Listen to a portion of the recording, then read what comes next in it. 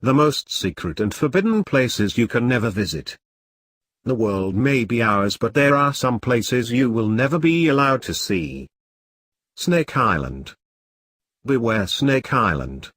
Forbidden rock off the coast of Brazil is home to world's deadliest serpent. An island off the coast of São Paulo is home to the golden lancehead viper. It is the only place the so-called world's deadliest snake is known to live. Their venom is potent enough to kill people and melt human flesh. Access to Ilha da Queimada Grande is banned by the Brazilian government. In the past, humans have been killed by its deadly inhabitants. Fancy a trip to an island swarming with 4,000 of the world's deadliest snakes that pluck birds out of the sky and kill them with a venom that can melt human flesh? That's what awaits you if you travel to Ilha da Queimada Grande, 20 miles, 32 kilometers, off the coast of São Paulo, Brazil, which is home to the golden lancehead viper. In fact, the island is deemed so dangerous that visiting it was being banned by the Brazilian government, although not before numerous people foolishly ventured there in the past. Ilha da Queimada Grande, understandably nicknamed Snake Island, is a piece of land 4.6 million square feet, 430,000 square meters, in size. It's the only place on Earth where Bothrops insularis, also known as the golden lancehead viper, is known to inhabit. That's probably a good thing, though, as the reptile is regarded as the world's most venomous viper. The island is devoid of almost any human visitors, save for a few scientists granted permission to study the snakes each year, reports the Smithsonian. It is also visited on occasion by the Brazilian Navy, who tend to the autonomous lighthouse that was built back in 1909 before scampering clear.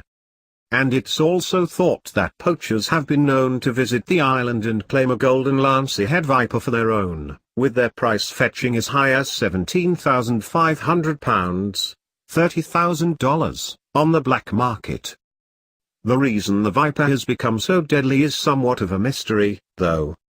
After all, they are not too dissimilar to their brethren on the mainland.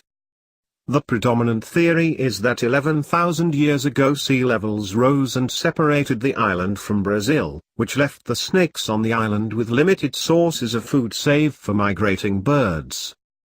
The problem was, though, that most venoms take a while to act, sometimes as much as a few days.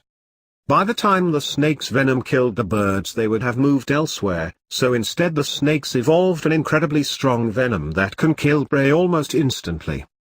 It is 5 times more potent than other snakes and can even melt human flesh.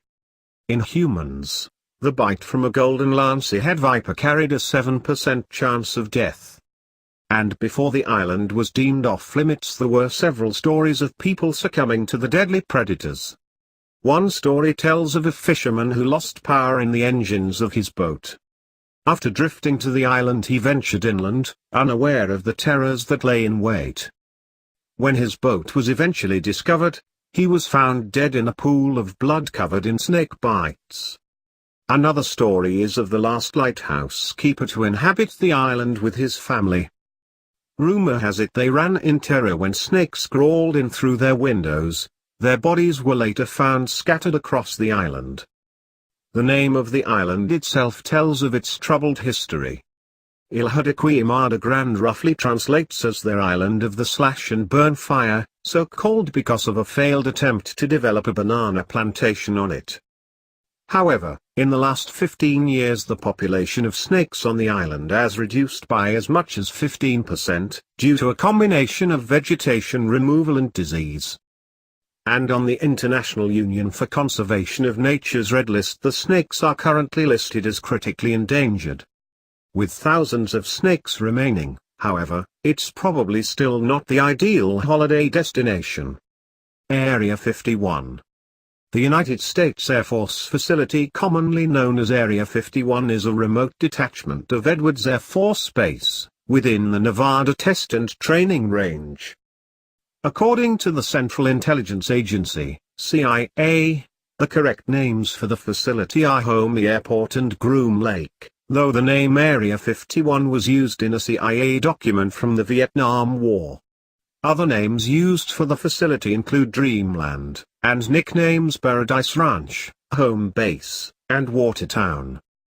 The base's current primary purpose is publicly unknown. However, based on historical evidence, it most likely supports the development and testing of experimental aircraft and weapons systems, black projects. The intense secrecy surrounding the base has made it the frequent subject of conspiracy theories and a central component to unidentified flying object, UFO, folklore.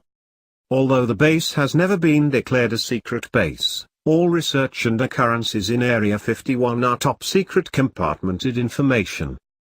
In July 2013, following a Freedom of Information Act request filed in 2005, the CIA publicly acknowledged the existence of the base for the first time, declassifying documents detailing the history and purpose of Area 51. Area 51 is located in the southern portion of Nevada in the western United States, 83 miles north-northwest of Las Vegas. Situated at its center, on the southern shore of Groom Lake, is a large military airfield. The site was acquired by the United States Air Force in 1955, primarily for the flight testing of the Lockheed U-2 aircraft. The area around Area 51, including the small town of Rachel on the extraterrestrial highway, is a popular tourist destination. The Queen's Bedroom. The bedroom is buried within Buckingham Palace and heavily guarded. Michael Fagan broke into Buckingham Palace and entered Queen Elizabeth II's bedroom in 1982. The incident was one of the 20th century's worst royal security breaches. According to his own account, the 9th of July 1982 incident was Michael Fagan's second attempted intrusion on the palace, the first happening about a month before. Fagan says he shimmied up the drain pipe, startling a housemaid, who called security. When guards reached the scene, Fagan had disappeared, leading them to believe the housemaid was mistaken. Fagan claims he entered the palace through an unlocked window on the roof and spent the next half hour eating cheddar cheese and crackers and wandering around. He tripped several alarms, but they were faulty. He claims to have viewed royal portraits and rested for a while on the throne. He also speaks of entering the post room, where Diana, Princess of Wales, had hidden presents for her first son, William. Fagan said he drank half a bottle of white wine before becoming tired and leaving. At the time of the second incident, Michael Fagan was 33 years old and an unemployed decorator whose wife had just left him.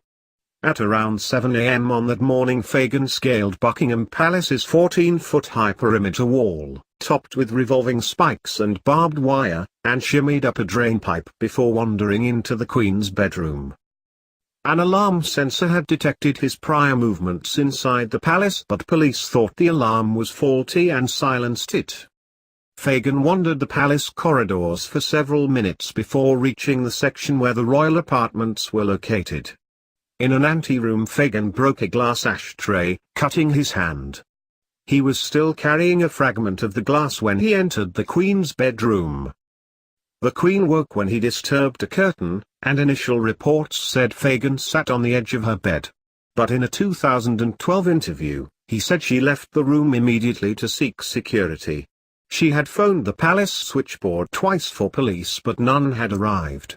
Fagan then asked for some cigarettes, which were brought by a maid, who had been cleaning a neighboring room. The duty footman, Paul Wybrew, who had been walking the Queen's dogs, then appeared, followed by two policemen on palace duty who removed Fagan. The incident had happened as the armed police officer outside the royal bedroom came off duty before his replacement arrived.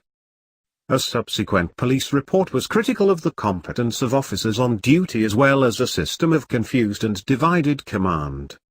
Club 33 at Disney World.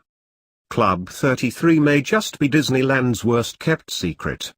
In fact, depending upon who you ask, there are staff that will give you directions to the hidden entrance and others that still adamantly deny its existence. Try calling Disneyland for an official comment on the club and you will be told that they are prohibited from talking about it at all. Opened since May of 1967, Club 33 was created by Walt Disney as a secret venue for entertaining important celebrities, politicians and park investors. Decorated with antiques personally chosen by Disney and his wife, it remains the only place in Disneyland that serves alcohol.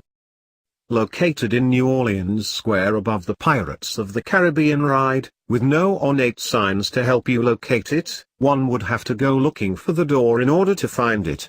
Even if you've never heard of the club, chances are you've unknowingly walked past it. There's just a small, simple 33 address plate marking the outside. To enter Club 33, a guest must press a buzzer on a hidden intercom concealed near the door. The mystic blue door remains locked at all times and only members with a reservation are allowed inside.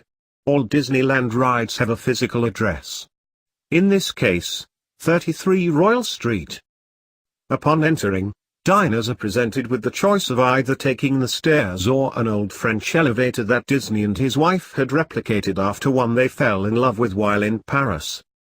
The second floor contains many of the original artworks by Disney artists, including original sketches of New Orleans Square, Mary Poppins and the Pirates of the Caribbean ride. Another unique piece is Lillian Disney's harpsichord, which Elton John and Paul McCartney have famously played. When the top is open, an exquisite hand-painted scene of Jackson Square and the Mississippi River from the 19th century is revealed. The waiting room and main dining room are very formal-looking, with decor is reminiscent of early 19th century restaurants. The adjacent trophy room has a hunting theme.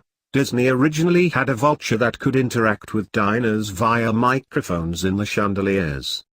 The club is open for lunch and dinner and costs approximately $100, which does not include entrance to the theme park, that costs another $100. The meal includes an all-you-can-eat appetizer bar along with your choice of seasonal entree off the menu, and an all-you-can-eat dessert bar. The main menu is full of upscale options, among them a king crab stuffed lobster tail, pan-roasted filet mignon, chipotle salted hollandaise king salmon, and Colorado lamb chops with thyme-infused lamb stock. Many details in the club are made especially for Club 33. The tableware emblazoned with the 33 moniker is made in England. The pens used to sign the bill are flown into California with a Disneyland staff member. There are two ways to get into the club: you or your company must have a membership, or you must know a member willing to personally book you a table as one of their guests. According to the staff, memberships are limited to around 500 members to keep crowds to a minimum. Unfortunately, with an ever-growing wait list, new applicants can be on hold for about 14 years just for the chance to pay the exorbitant $25,000 initiation fee with an additional $10,000 annual membership fee. Applicants must also pass a rigorous background check. Even money does not guarantee you an invitation. Would you pay over $25,000 a year to become a VIP at the happiest place on earth? I guess it depends on what exactly makes you happy. The Vault of Coca-Cola. The vault where the legendary secret formula for Coca-Cola is secured. Regarded as the most closely guarded and best kept secret, the secret formula for Coca-Cola represents over 125 years of history, special moments, memories and the timeless appeal associated with Coca-Cola. The Coca-Cola formula is the Coca-Cola Company's secret recipe for Coca-Cola syrup, which bottlers combine with carbonated water to create the company's flagship cola soft drink. Company founder Asa Candler initiated the veil of secrecy that surrounds the formula in 1891 as a publicity, marketing, and intellectual property protection strategy. While several recipes, each purporting to be the authentic formula, have been published, the company maintains that the actual formula remains a secret, known only to a very few select, and anonymous, employees. Fort Knox, Kentucky. Fort Knox is a United States Army post in Kentucky south of Louisville and north of Elizabethtown. The 109,000-acre base covers parts of Bullitt, Hardin, and Meade counties. It currently holds the Army Human Resources Center of Excellence to include the Army Human Resources Command, United States Army Cadet Command and the United States Army Accessions Command. For 60 years, Fort Knox was the home of the U.S. Army Armor Center and the U.S. Army Armor School, now moved to Fort Benning, and was used by both the Army and the Marine Corps to train crews on the M1 Abrams main battle tank. The history of the U.S. Army's cavalry and armored forces, and of General George S. Patton's career, can be found at the General George Patton Museum on the grounds of Fort Knox. The fort is best known as the site of the United States Bullion Depository, which is used to house a large portion of the United States official gold reserves. Svalbard Seed Vault. The Svalbard Global Seed Vault is a secure seed bank on the Norwegian island of Spitsbergen near Longyearbyen in the remote Arctic Svalbard archipelago, about 1,300 kilometers from the North Pole. Conservationist Carrie Fowler, in association with the Consultative Group on International Agricultural Research, started the vault to preserve a wide variety of plant seeds that are duplicate samples, or spare copies, of seeds held in gene banks worldwide. The Seed Vault is an attempt to ensure against the loss of seeds in other genobanks during large-scale regional or global crises. The Seed Vault is managed under terms spelled out in a tripartite agreement between the Norwegian government, the Global Crop Diversity Trust and the Nordic Genetic Resource Center. The Norwegian government entirely funded the vault's approximately 45 million Norwegian kroner construction. Storing seeds in the vault is free to end users, with Norway and the Global Crop Diversity Trust paying for operational costs. Primary funding for the trust comes from organizations such as the Bill and Melinda Gates Foundation and from various governments worldwide. Room 39, North Korea. Room 39 was established by Kim Il-sung in the late 1970s. It has been described as the linchpin of the North's so-called court economy centered on the dynastic Kim family. The origin of Room 39's name remains unknown. In early 2010, South Korea's Yonhap news agency reported that Kim Dong-un, head of the department, was replaced by his deputy, John Il-chun. The Chosun Ilbo reported that Room 38, led by Kim Jong-il, was merged into Room 39 in late 2009, but the two were split again in 2010 due to difficulties in obtaining foreign currency. Room 39 is a secretive North Korean party organization that seeks ways to maintain the foreign currency slush fund for the country's leaders, initially Kim Il-sung, then, in progression, Kim Jong-il and Kim Jong-un. The organization is estimated to bring in between $500 million and $1 billion per year or more and may be involved in illegal activities, such as counterfeiting $100 bills, producing controlled substances, and international insurance fraud. Although the seclusion of the North Korean state makes it difficult to evaluate this kind of information, many claim that Room 39 is critical to Kim Jong-un's continued power, enabling him to buy political support and help fund North Korea's nuclear weapons program. Room 39 is believed to be located inside a ruling Workers' Party building in Pyongyang, not far from one of the North Korean leader's residences. The Lascaux Caves, France.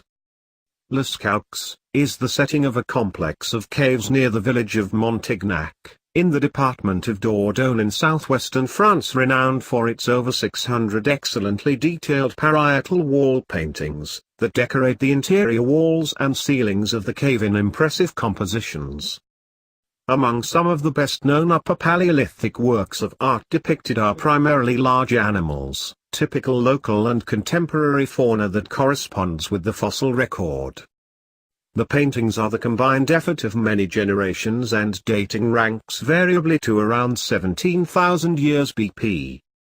Lascaux was inducted into the UNESCO World Heritage Sites list in 1979, as element of the prehistoric sites and decorated caves of the Vézère Valley. North Sentinel Island. The last known isolated tribe, North Sentinel Island. In a world of rapid urbanization, we often assume there are no tribes left isolated without external contact on Earth. But the Sentinelese people who inhabit the tiny island of North Sentinel that is part of the Andaman group of islands in the Bay of Bengal are living proof to the contrary. They rejected all types of communication with outsiders repeatedly, and they protect their land violently when anybody wants to establish contact. This violent response is part of a pattern of violence that has marked most attempts at contact by outsiders with this tribe over the centuries. Believed to number anywhere from 50 to 400, the Sentinelese have lived in isolation on the island for 60,000 years, resisting attempts by authorities and anthropologists to study their culture and integrate them into the modern world. And when someone wanders to their island, like it happened for two fishermen on January 26, 2006, they relentlessly murder them. So protective are the Sentinelese of their territory that an Indian Coast Guard helicopter that attempted to retrieve the fishermen's bodies, they had been tossed into shallow beach graves after their killing, was greeted by a volley of arrows from the tribesmen that prevented the craft from landing. But their hostile attitude towards strangers probably saved them from extinction over the centuries. While the current policy tries to preserve their culture, it was not always like that, and other tribes from the Andaman Islands faced extinction. The Great Andamanese tribes, who numbered several thousand in the 18th century, were decimated by the Crown colonialists, and currently less than 100 of them live.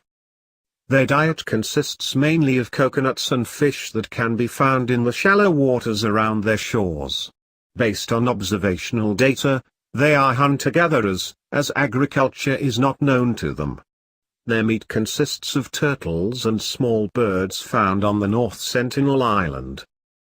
Initially thought to have been badly affected by the tsunami on Christmas 2004, it was soon revealed that the islanders had moved to higher ground before disaster struck, almost as if they knew the giant tidal wave was coming.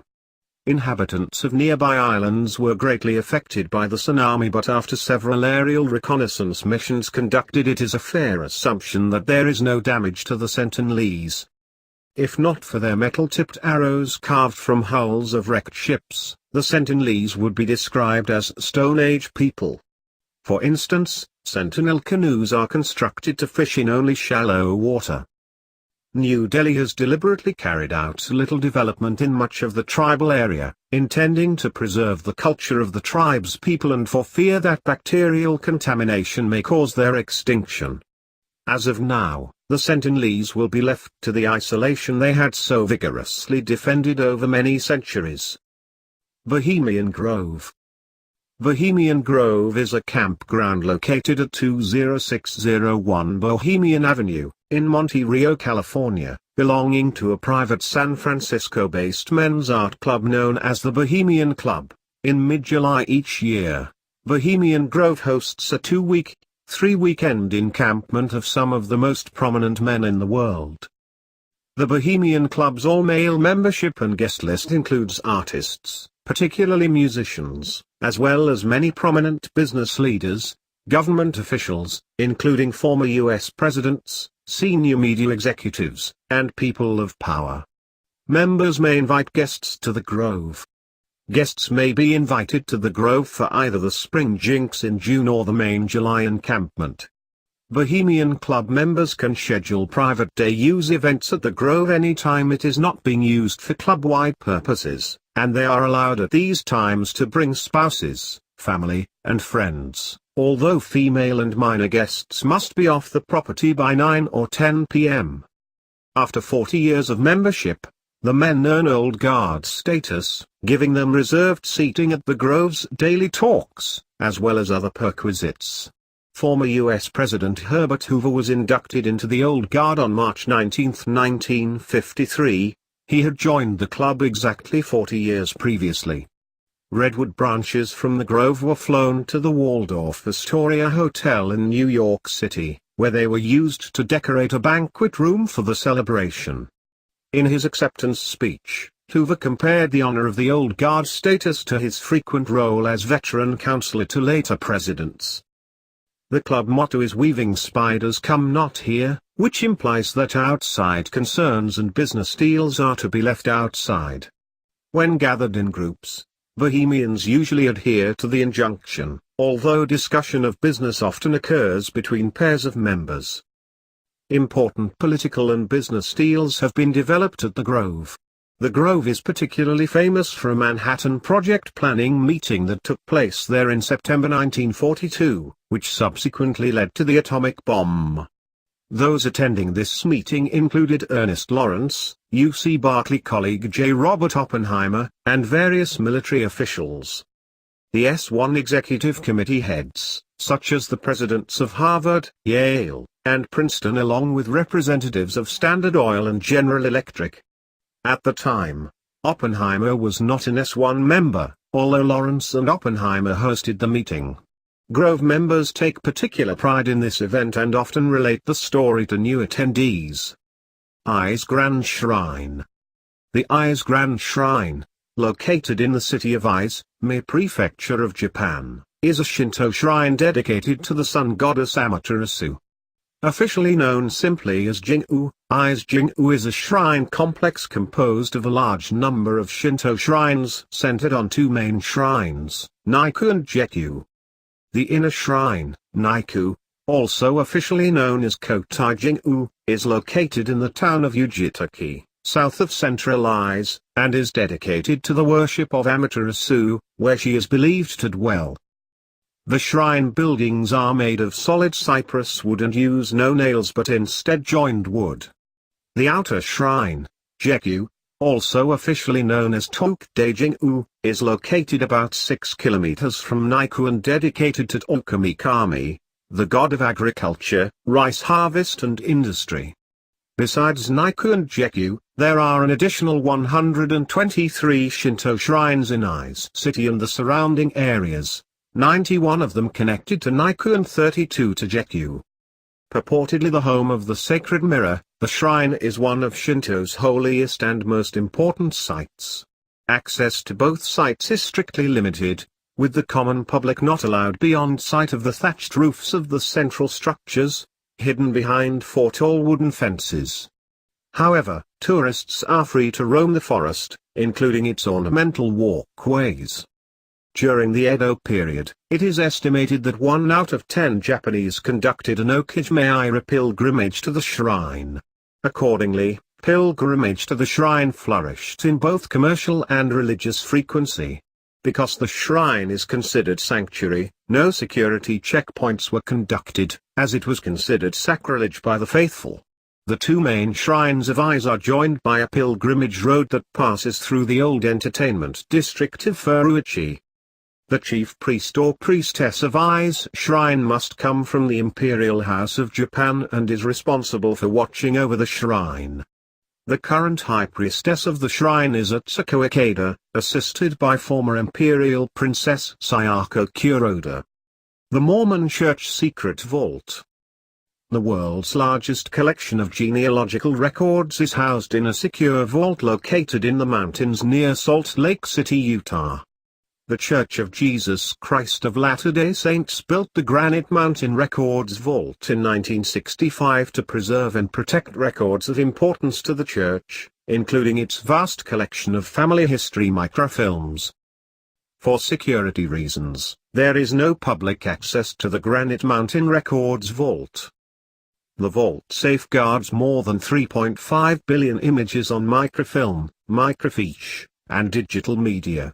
Currently, the church is in the process of digitizing the microfilms and making those digital records.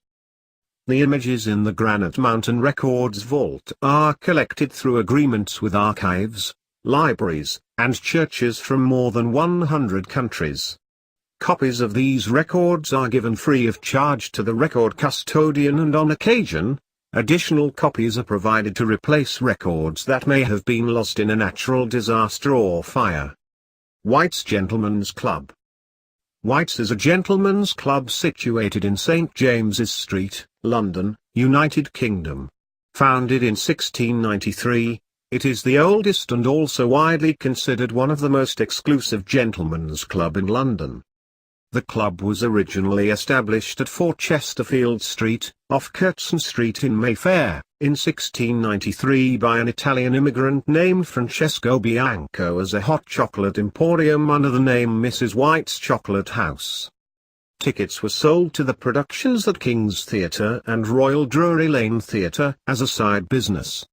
White's quickly made the transition from tea shop to exclusive club, and in the early 18th century, White's was notorious as a gambling house, and those who frequented it were known as the gamesters of White's.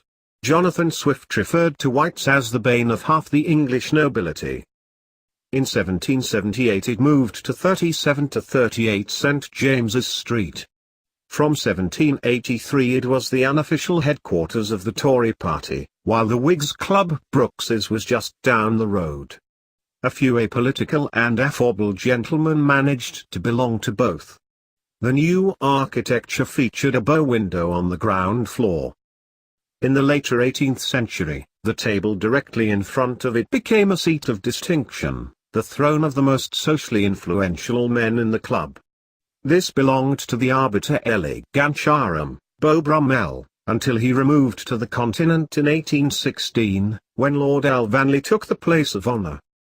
It was here that Alvanley bet a friend £3,000 as to which of 2 raindrops would first reach the bottom of a pane of the bow window. It is not recorded whether he won his bet. Later, the spot was reserved for the use of the first Duke of Wellington until his death in 1852. Alvanley's was not the most eccentric bet in White's famous betting book. Some of those entries were on sports, but more often on political developments, especially during the chaotic years of the French Revolution and the Napoleonic Wars. A good many were social bets, such as whether a friend would marry this year, or whom.